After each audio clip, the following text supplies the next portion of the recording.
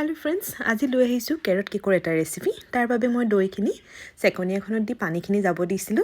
তাৰ পাছত এক কাপ চেনি দিছো গুৰি কৰি লোৱা, তাতে অলপ ৰিফাইন অইল দিছো আৰু এইখিনি এতিয়া ধুনীয়াকৈ মিলাই লম।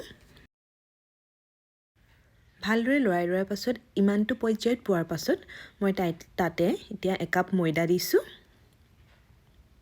আৰু এইখিনিও ভালদৰে মিলাই লম। তাতে অলপ মিল্ক পাউডাৰো দি দিছো। মিল্ক পাউডাৰ দিলে কিমানে টেস্টি লাগে নহয় খাই।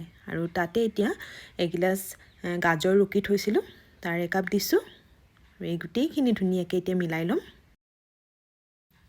আৰু এইটো সময়ত অলপ গাজৰখিনি বেটাৰটো অলপ টান নিচিনা লাগিব পাৰে, কিন্তু ইয়াত কোনো ধৰণৰ গাখীৰ দিব নালাগে, কাৰণ অলপ দেৰিৰ পাছত গাজৰে যিটো মইশ্চাৰ থাকে সেইটো এৰে, গতিকে কোনো গাখীৰ দিয়াৰ দৰকাৰ নাই। আৰু তাৰ পাছত ইয়াতে ভেনিলা এসেন্স, বেকিং পাউডাৰ আৰু বেকিং সোডা সকলোখিনি দি আৰু তাৰ পাছত এটা টিফিনত মই কাগজ এখন পাৰি তেল সানি লৈছিলো, তাতে মই কেকৰ বেটাৰটো দি